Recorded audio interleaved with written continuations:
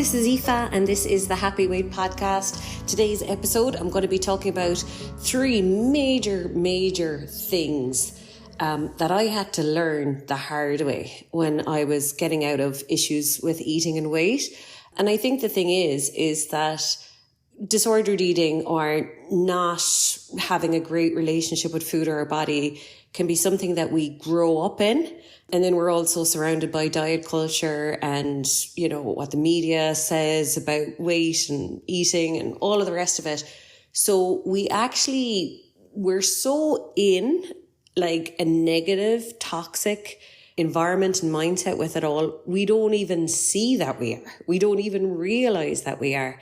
And also what can be very tricky and kind of keep us in the same place forever is that we're really focused on the day to the day and the week to week. And we're not focused on the bigger picture of an actual relationship with your body and with food. Like, where are you going with your overall relationship with your body and with food? Like, what foundations are you building for the future? Because when we're in the nitty gritty, and this is where like a focus on nutrition only really creates weight issues, because we can just be starting every day, starting every week with, right, I'm going to be good now today. Right, I'm going to be good now this week. And, you know, it's just binary. It's black or white. There's good foods, bad foods. And like, we're just in that mentality. And then if we mess up, if we eat the wrong thing, if we don't go according to plan, it's guilt, shame, remorse, and start the cycle all over again. Okay, I'm going to be good today. I'm not going to eat those foods. I am going to eat these foods. And we're just in this eternal little cycle. We're like a hamster on a wheel, just really caught up in the noise, but never actually moving forward. And so these were three bigger picture things that I had to learn for myself. And maybe some of them are obvious to you. But like I said, I feel that, you know, in this area of our life, we actually don't see how negative we maybe are. And in other areas of our life, we actually might have really good mindsets, and we would never have the same approach to our eating and weight. We would never have that approach in other areas of our life. So the first one is that it's always down to your reactions, not your actions. So worst case scenario, when we're really stuck in a weight problem, we've kind of got the whole mentality, if I could just get 3 good days behind me, if I could just make this week a good week, if I could just have 5 days where I eat no sweets or I exercise every day, we're always focused on the actions. And, you know, today now I'm not going to eat anything bad, or this Friday I'm not going to get takeaways. And it's all the actions. It's like, oh, I'll sign up for that exercise class, I'll buy that juicer, whatever. We're all about the actions, and the actions don't really show whether we're becoming someone who has a healthy weight or not. Our reactions do, because everyone can make plans and they don't go to plan. Like, as in, someone might never have a weight problem, never had a weight problem, have a super cool relationship with food and their body, and they might have assumed they would have been eating their sandwich today for lunch, but then actually the boss took them out for lunch. So like, that can happen anyone. Like, a change of plan can happen anyone. That doesn't mean, you know, disordered eating or a weight problem, or expectations for what we ate for the day, or our expectations for what we'll eat for the day or the week mightn't then end up being the reality of what we did eat for the day or the week. And that also doesn't mean we've disordered eating or a weight problem. Like I said, that would happen to anyone. Like, people without weight issues, of course their week last week, if they had to predict it beforehand, of course their week wasn't exactly like what they would have predicted. So that means nothing. Your expectations mean nothing, because life will always get in the way. So what means everything is your reactions, because your reactions are, first of all, what are going to create the next event. Like, so we can react in oh my God, I can't believe I ate that way. I'm so disgusting. I'm so disappointed in myself. I'm such a failure. What's wrong with me? I promised myself I wouldn't eat that. I'll never change, blah, blah, blah. We could react in that way, right? But it's like, okay, but how are you setting yourself up for the day ahead? Does this mean for the day ahead you're going to be inspired and energetic? Does it mean you're going to want to really protect yourself and take care of yourself and give your body nice things and, exercise it and give it water? Or does it mean that you're going to want to mistreat yourself because you're a frickin' failure? Like, as in, if we're talking to ourselves like we're a frickin' failure, we're going to treat ourselves like we don't deserve to be treated well. And that's where more comfort eating comes in, more overeating, or screw it, I'm not going to go for a walk, or I'm just going to wear the slobby clothes that I feel mankin. Like, that reaction is causing a lot of calories. That reaction is really keeping up weight. And that reaction can last 1 day, 5 days, 2 weeks, a month, and all of that is lost time then with getting to our goal. So our reaction is always the most important part. It's like, it does not matter how triggering the situation is for you. If you had the day where you have never eaten so much junk in your life, you have never mindlessly ate so much in your life, you've never grazed so much, whatever. So in a situation like that, you could tell yourself, oh, well, I'm justified in being disappointed in myself. I'm justified in getting angry with myself. And it's like, no, you're not. Not if you want a new future, you're not. If you want a new future, you have a new reaction. And I was reading the Demi Moore book there. I've really got into autobiographies. And she said, us taking responsibility for our reactions is our gateway to freedom. And I'm like, I read that and I was like, I could not agree more. It's such a weight off your shoulders when you realize, wait a second, I don't have to choose the same reaction that I've always chosen. I actually don't have to go around today feeling loads of guilt and shame because of what I ate yesterday. Like, lots of people ate as much as I did yesterday. And there's people all around the country and all around the world who are a healthy weight and might have eaten as much as I did last night. They're not carrying around with them guilt and shame. And I could just not.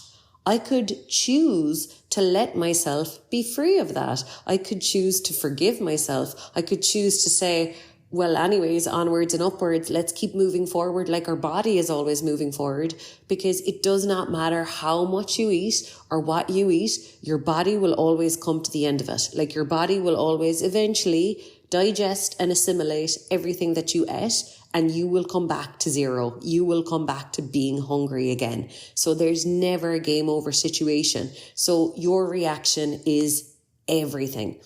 The second thing that was a big wow moment for me was, oh wow, weight loss is about not doing. It's not about doing. Like, everyone, like, the vibe of weight loss is like, come on, let's jump into action. Let's, buy the juicer, sign up for the 5K. Let's make a shopping plan. Let's make an eating plan. Let's buy these things. Let's action, action, action, action. And it's like, that's just all stuff to busy yourselves with because we can't be competent eaters if chocolate is around. Like, ultimately, us being normal with food, it doesn't matter how many things we've signed up for or how many things are going to be delivered on Amazon. It's like, can we be normal with food? So those are all distractions, actually. And what I realized for myself is, like, I was talking to a client this morning, actually, and like, she's in a really good place. And she's like, I'm just feeling so much peace now. And peace is what happens when we're not doing. We're actually allowing, we're listening.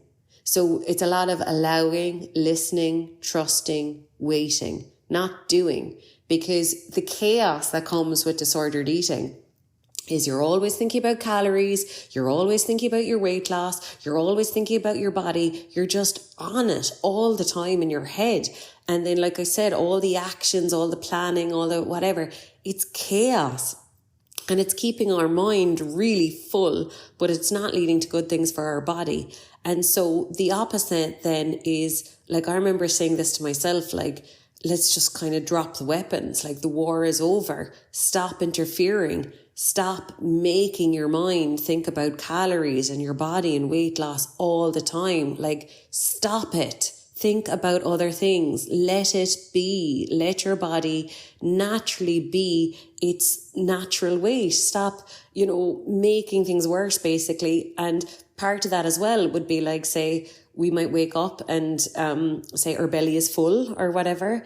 And, I always thought of it like my stomach or my body being a little character, and my stomach being like, right, yeah, I'm still really busy with everything that you gave me Sunday night. Like, I'm still working through that. I haven't given you a signal for hunger because I'm actually really busy here, like digesting and assimilating all the fats, proteins, carbohydrates that you gave me yesterday. And then we'd be like, well, screw you, you're getting breakfast. Screw you, you're getting breakfast because I say so, and it's 8 a.m.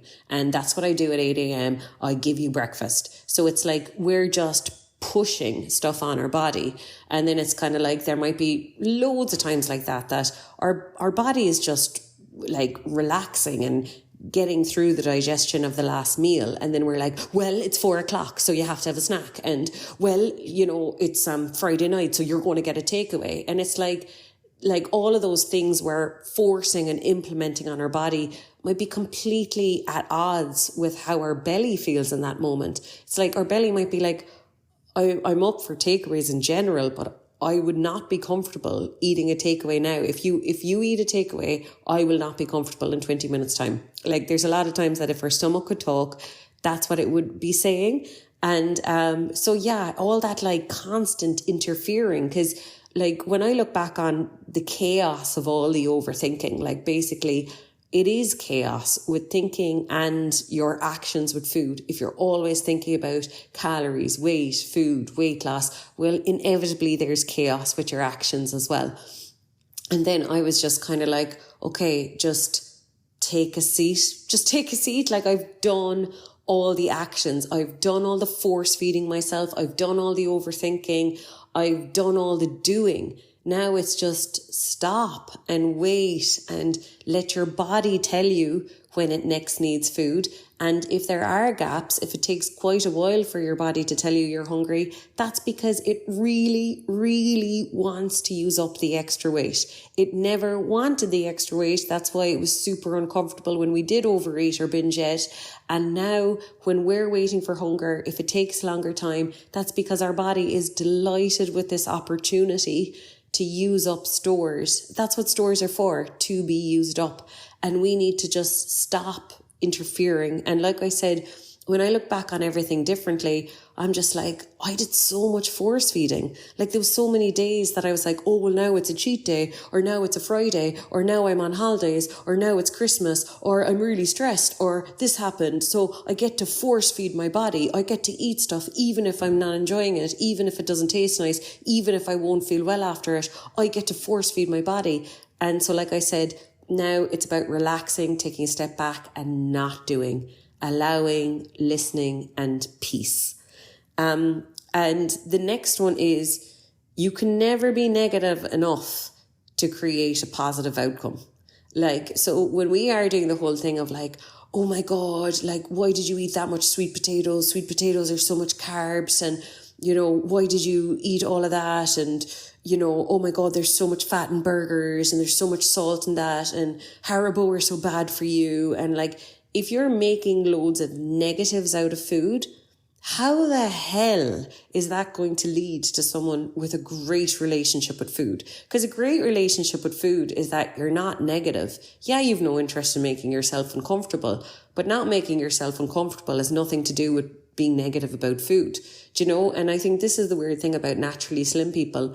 Like, when naturally slim people say, oh, I can eat whatever I want and not put on weight, what they're leaving out is, yeah, but I've no interest in eating stuff if it's not enjoyable.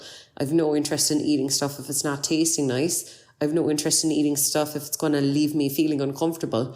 But they don't feel the need to say that second part of it. Like, they'll just say, I can eat whatever I want and not put on weight because, but obviously I don't eat to discomfort. That's kind of saying like, but obviously I don't bang my head off the wall. Like, of course we wouldn't. That'd be uncomfortable. So it's kind of the same. It goes without saying that, to them anyways, that they're not going to be eating foods that don't taste nice, and they're not going to be eating until they're uncomfortably full.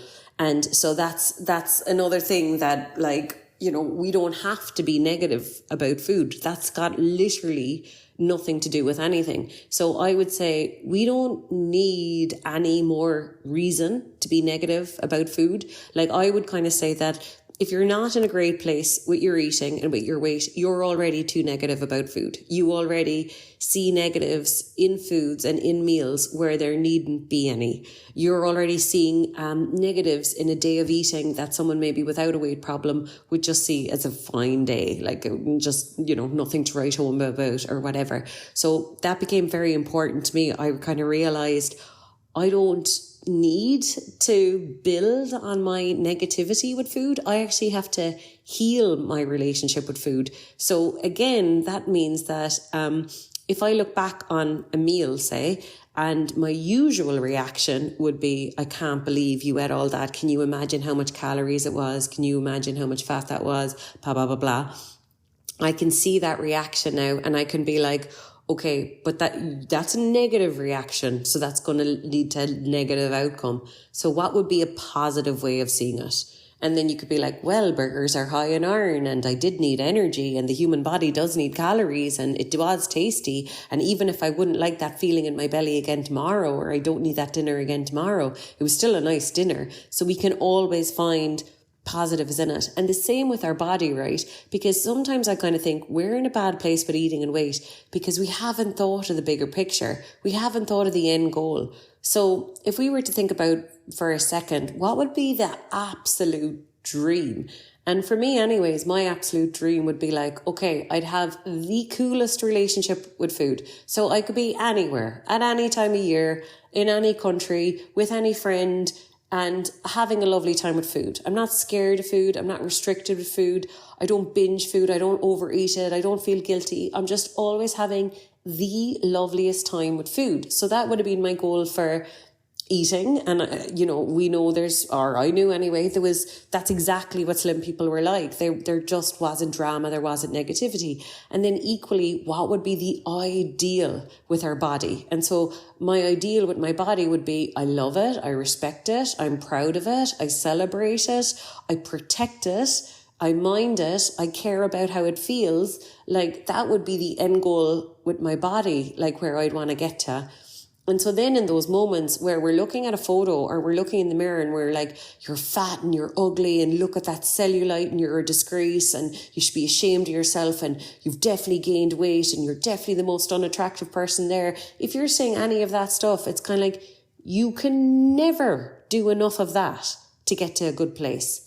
And also, there is no bottom to that bottom. Like, as we train ourselves to be negative and as we practice that every time we look at a photo, look in the mirror, think back on what we ate yesterday, it's like you are solidifying the neural pathways in your brain to find negatives in that area of your life. So this is why we have to catch ourselves again, remind ourselves of the ultimate outcome, the ultimate goal, the us we're becoming.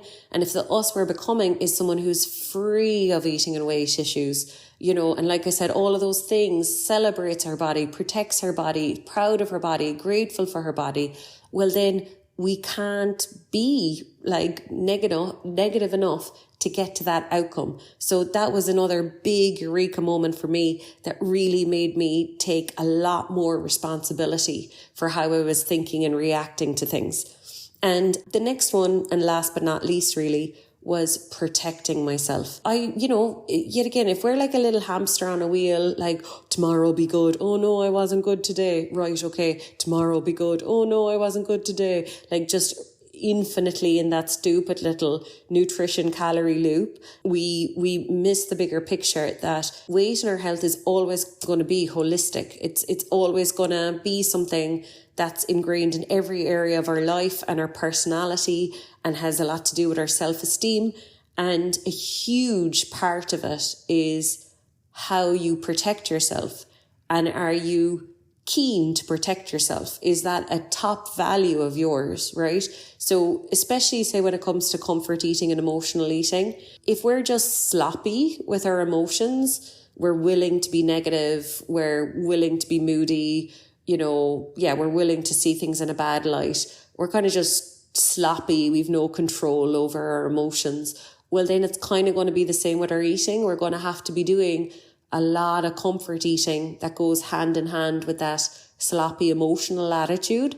So then it was kind of more through the personal development stuff again that I realized, oh, right, you need to set an intention for the day. So say if I set the intention for the day that like, I will be happy, I will be proud of myself. That means that if someone at work or something threw me a look, or a flatmate said a comment or something, I couldn't be like, do they think that I'm not valuable? Are they calling me sloppy? Do they not think that I work hard enough?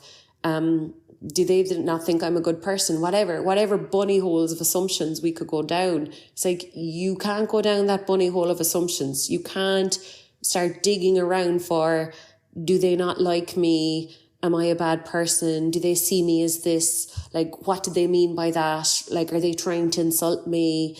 Because then you're just like, oh, right, so you didn't really have an intention to stay happy for the day, or that intention wasn't really important to you, or intention to be comfortable all day. Well, it wasn't really that important to you after all, because one passing comment or one glance and already you're away in a hack thinking, God, maybe they disrespect me. Maybe I'm not valuable. Maybe I'm not this. Maybe I'm not that. So what's that? The 4 agreements, Louis Miguel something. And it's like the 4 agreements. And one of them is don't assume. Like assuming can really harm our day. It can really harm our mood. And if we're comfort eaters, if we're emotional eaters, the tip-top priority now has to be our mood. It has to be that we move through the day. I was going to say like Teflon, but that makes us sound like, don't have any emotions. But it's just that you're protective of your emotions and you're not going to give away your happiness willy-nilly. And that's so on the emotional layer that we set our intention in the morning, and hell or high water at 6 p.m, 10 p.m, we will be feeling well. We will reframe whatever happened the way we need to reframe it in order that we come out of it feeling well, or in order that we are compassionate for the other person, or compassionate for ourselves, or compassion for the situation, whatever we need to do so we protect our emotions and stay on an even keel. And the second layer to protecting ourselves is, of course, protecting our body. So we're not really protecting our body if I'm all up for croissants, but there's maybe certain days that I know the way my belly is feeling, or the way my energy levels are, is that if I go hardcore into the caffeine and the croissants, I'm going to be crashing at 11 a.m. or I'm going to be bloated, or it's not going to really fit my belly very well that morning. So now it would be about, like, I would see that now as protecting myself. So yet again, it's a very different conversation than good food, bad food. Like, I'm not saying I'm anti-croissants. I'm not saying I'm not going to have them later tomorrow. I certainly probably would be, or would be open to it anyways. If I'm ever not having something, it's because I'm protecting my body. It's because I care about how my body feels in 20 minutes time. And when I'm working with disordered eating, I always talk about the bully in our head, because the bully in our head is like, oh, come on, fake it, just eat them all. You can be good tomorrow. And the bully in your head does not care about how happy or how well you feel.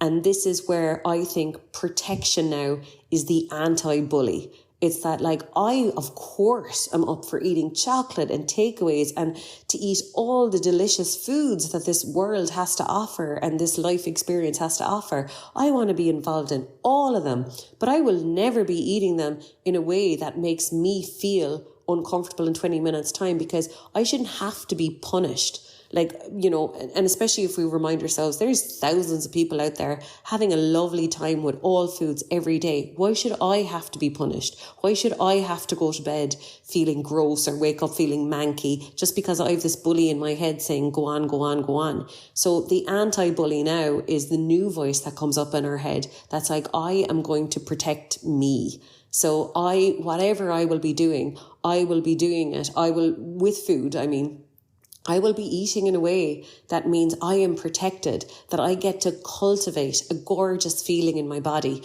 whether that's full or satisfied or nicely full or whatever, but I do not deserve to be bloated, lethargic, manky, growth. I don't deserve any of those feelings. I am going to protect myself against the voices in my head trying to consistently make me feel heavy and gross. I am not going to let that happen. I'm going to protect myself from that voice now. So just the rundown of them again. Our reactions are always way more important than planning your actions for the day. React like a slim person. The second one is, if we've cultivated a weight problem, now we need to hang back and let it go. We need to stop the interfering, stop all the doing, the planning, the overanalyzing, the thinking, and we have to start waiting. We have to start waiting until our belly actually tells us it's hungry. We have to wait until the jury decides, that is our taste buds, on whether this food is nice, whether we're enjoying it. We have to wait for those responses from our body now to see what our body wants. And the next thing was that we can't be negative enough to end up at a positive outcome. And then the last but not least, setting the intention to protect yourself today. That hell or high water, you will be protecting your happiness, protecting your state of mind, protecting your love and stability for yourself, and you will be protecting how your tummy feels. You are not up for your tummy being hurt or overfed or bloated or stuff sitting in it that you don't like or approve of or enjoy. So being uber protective of your tummy. Okay, so I hope today's episode helps, and thank you so much for being here, and talk to you soon.